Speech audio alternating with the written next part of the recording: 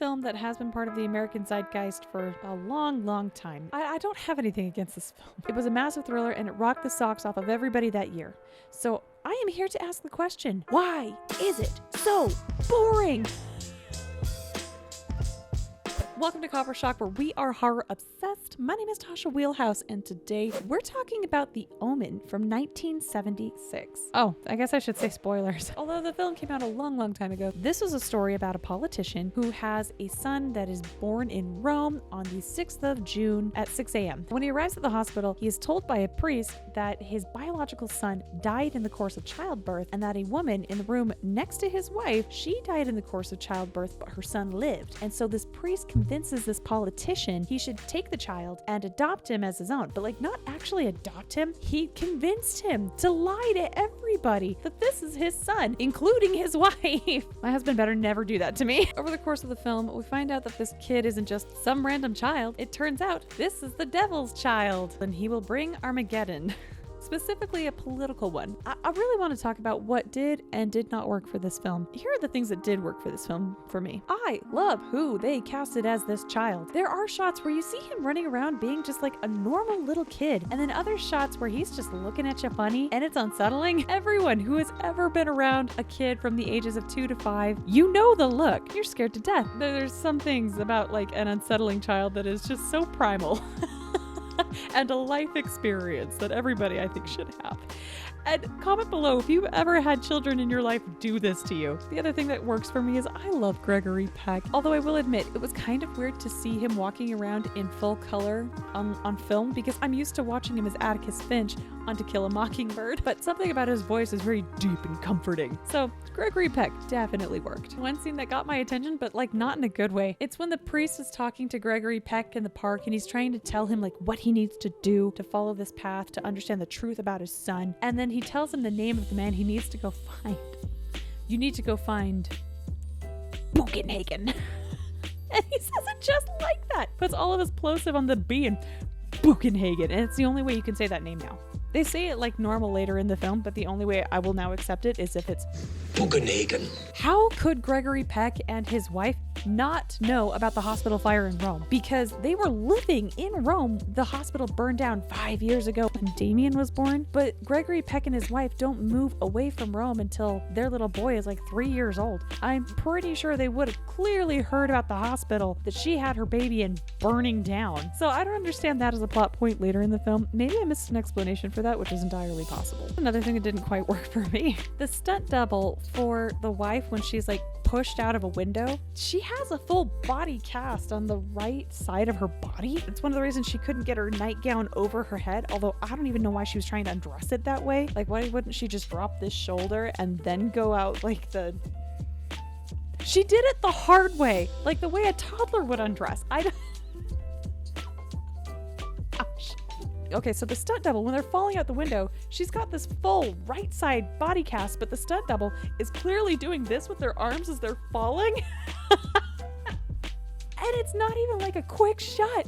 It's 4 different angles of a slow motion shot because they wanted to get this stunt. But as soon as the character falls through the roof of the ambulance below, she's back in the body cast. But here's what I actually want to know. I get that the premise of this is an unraveling mystery to understand the truth of the boy and where he comes from. How can an American ambassador just leave the country for a road trip with a photographer buddy for days on end without telling anybody where he's going? Take this week-long trip to go investigating this hunch of what this dead priest told them to go find. It's so hard to swallow for me. I'm sorry, but it is. Here's the other piece I don't get. If the priest who was dying of cancer that was trying to warn Gregory Peck is the connection to the guy clear out in Israel to go get the special knives to kill the devil boy, why didn't that guy just hand the knives to the priest who was already on his way to London?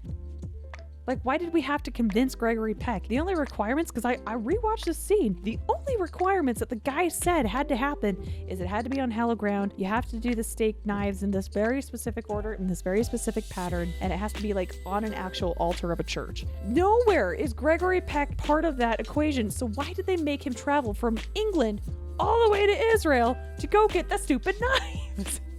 It was for plot reasons and not even good ones.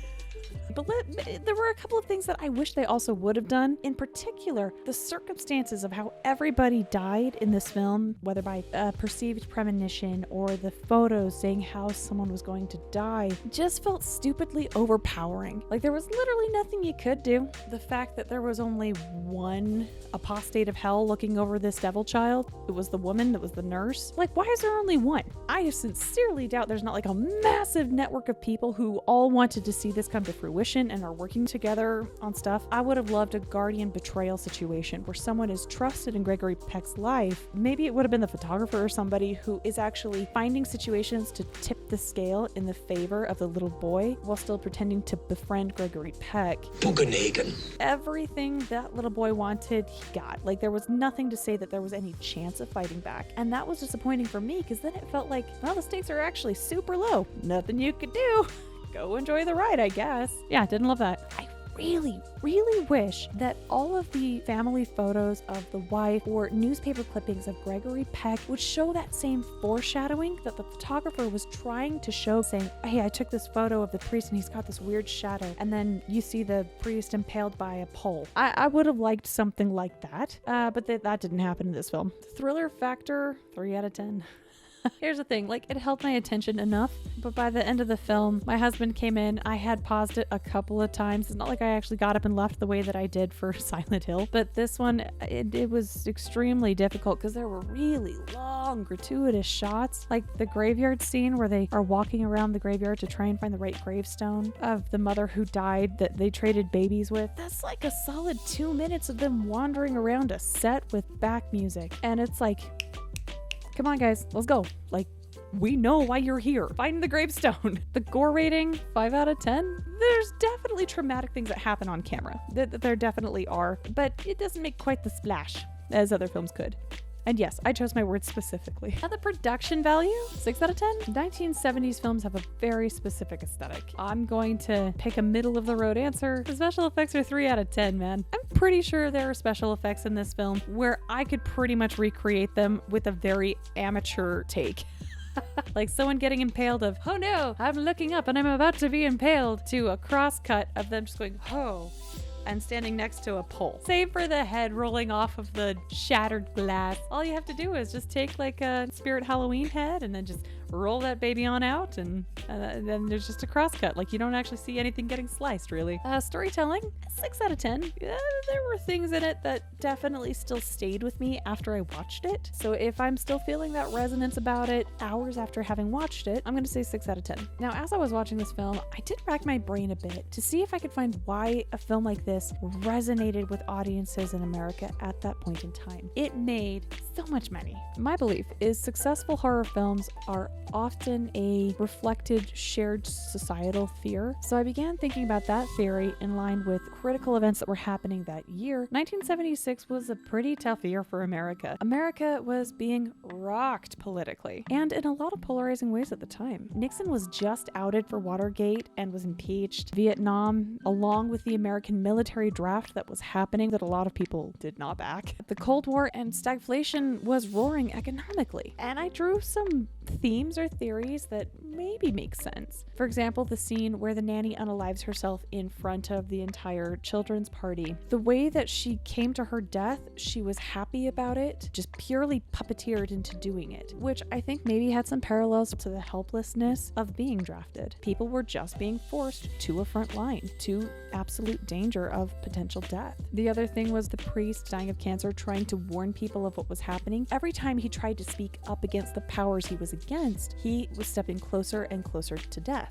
That shadow on his photograph kept getting darker. This was also an era of many protests happening against the government. Did that have anything to do with trying to speak up against political opponents and being silenced for it? Potentially. Maybe I'm reading way too far into this. That's also a possibility. Whenever I research a horror film, even if it's not something I've enjoyed when I first watched it, I often find something that I love about its lore and how it came to be. I hope you stay with me next week as I can tell you why this boring film made $60 million at the box office. Yeah, come next week and we'll talk about it. Subscribe, and I hope to see you soon. Bye.